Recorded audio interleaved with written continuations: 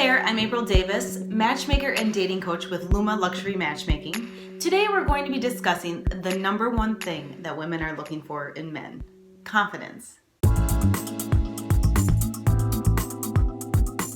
It's necessary to be a confident guy in order to attract and get the kind of women that you're looking for. Unfortunately, there's no easy or magical way to get confidence. It is something that is earned and developed over time, but fortunately, there is much you can do in order to increase your overall confidence. As hard and as daunting as this may sound, the best way to achieve confidence is by practice. By practicing, I mean approaching women and asking out numerous women and getting rejected. How do you think Olympians got to be so good at their game? They weren't just naturally able to achieve the kind of success they have right off the bat. It took years of practice in order to get to where they're at. It's going to take practice, tweaking, improving again and again. There are several things that you can do in order to increase your confidence. Number 1, update your look. This is one of the fastest and easiest ways to make major gains and improve your overall chances of attracting women. Women spend hours a day on their appearance, and they appreciate a guy who puts in a little effort as well. Check out our Pinterest board for guys' style tips and make sure your threads aren't completely out of style. Another thing I see a ton of men that need help with is their hairstyle and grooming.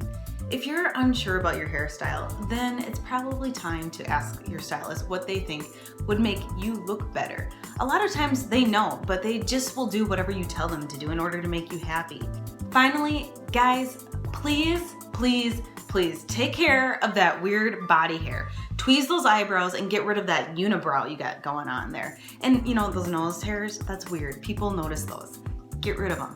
Our number 2 tip for gaining confidence: work out. Would you like a woman whose chest or stomach is bigger? I'm guessing you're going to say chest. Well, the same goes for women.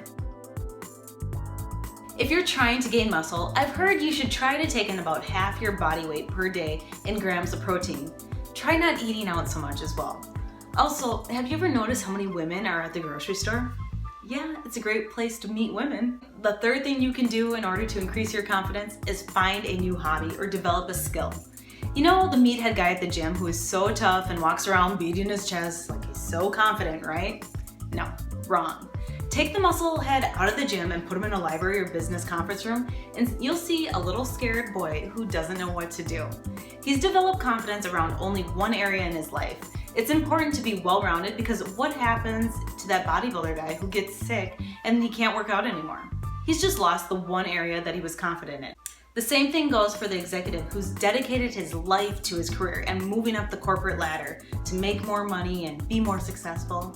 Well, when the company goes down, he gets fired for some reason, or the economy tanks, he's left feeling empty and deflated because he has nothing to draw his confidence from. I think I've made my point. It's imperative to develop different skills and hobbies, so not only to help you be more well-rounded and confident in various areas, but also it's important to have a life and something interesting to talk about when you're on the date. As a matchmaker, I'm constantly interviewing people and finding matches for my clients, so it's amazing to me how some people can be so extremely interesting and have a ton of different interests and hobbies, but then there's others that just watch TV for fun. They don't have anything to add to a conversation. Okay, the final layer of confidence we're going to talk about is mindset. You may think this sounds cheesy or corny, but trust me on this one. The final and most important layer of confidence comes from within. It's that voice in the back of your head, the one who tells you that you're not good enough, you're not smart, or good looking, or charming, the one you need to tell to shut up. This voice is what's been holding you back, but you have the ability to change. Pay attention to what that inner voice is saying next time and just recognize it for what it is.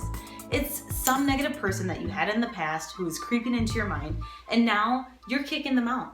Maybe it was a family member, a coach, a teacher, or a schoolmate, or maybe it was your ex. Whoever it was, you have to recognize it for what it is and train to mute them out. Replace them with positive affirmations.